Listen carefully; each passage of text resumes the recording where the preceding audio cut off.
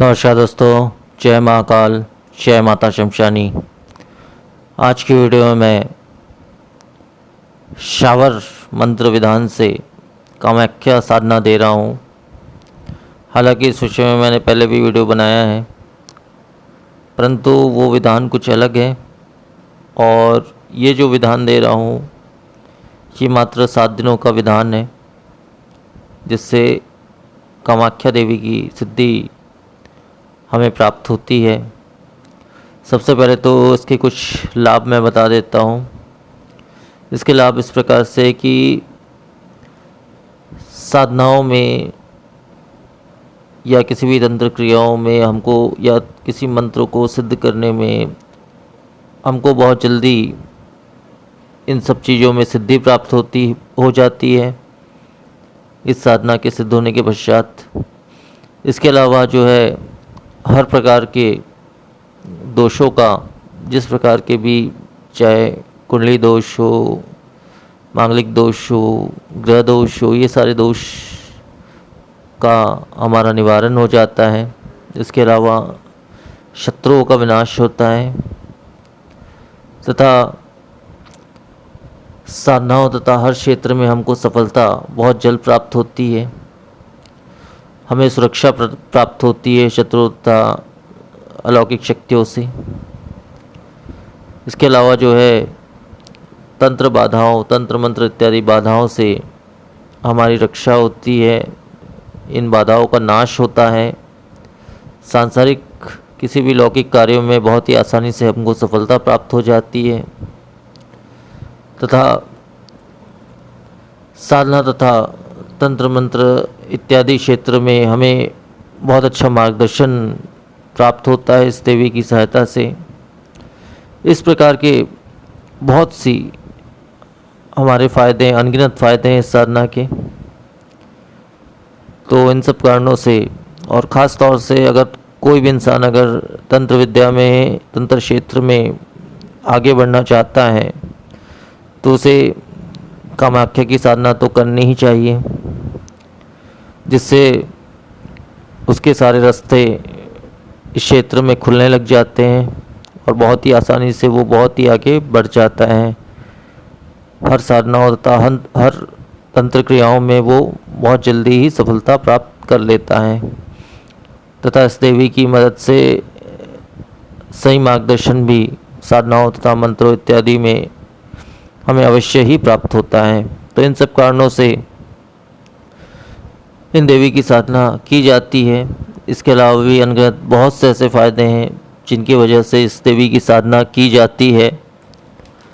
अब जो है इस साधना की विधि मैं बता देता हूँ।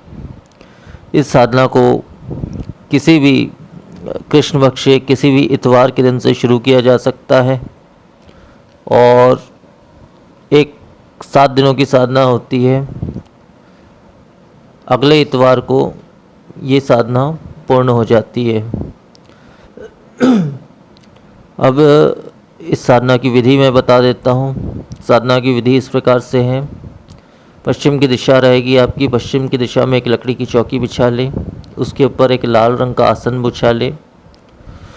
उसके ऊपर जो है एक तांबे के लोटे में आधा जल भर के उसमें सुगंधित इत्र इत्यादि मिला करके, धूप, सुगंधित इत्र इत्यादि मिला करके उसके ऊपर में एक नारियल स्थापित करें।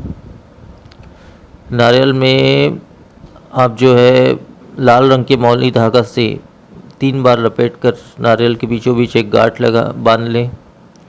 सिंदूर से उस कलश तथा नारियल का अभिषेक कर लें और एक लाल चुनरी से उस नारियल को अब अच्छी प्रकार से ढक लें, या फिर पूरी तरह से न भी ढकते हैं तो उसको मतलब अर्पित कर दे वो लाल चुनरी। तो इतना करने के पश्चात जो है आपको इसमें रुद्राक्ष की माला से उक्त मंत्र का 11 माला पाठ करना है। रात्रि 10 बजे के बाद से कभी भी इस साधना को आप कर सकते हैं। इसमें सुरक्षा घेरा बनाने की कोई भी आवश्यकता नहीं है। इसमें शरीर बंधन अवश्य ही कर लें। सुरक्षा घेरा की आवश्यकता नहीं है साधना में।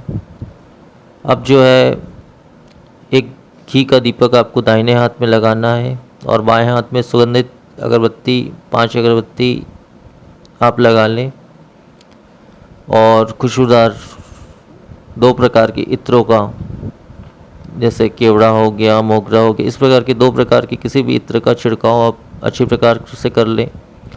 स्नान इत्यादि करके स्वच्छ वस्त्र धारण करके साधना को करना है। आपके बैठने का आसन भी लाल रंग का रहेगा और अगर आप स्वयं भी अगर लाल वस्त्र धारण करके साधना को करते हैं तो और भी अच्छा रहेगा।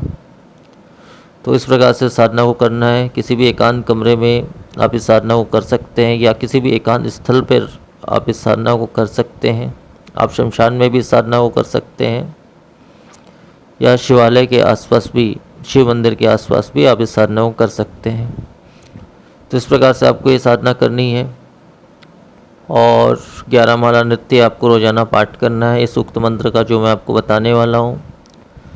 और इस प्रकार से अधिकांश 7 दिनों के अंदर ये साधना सिद्ध हो जाती है।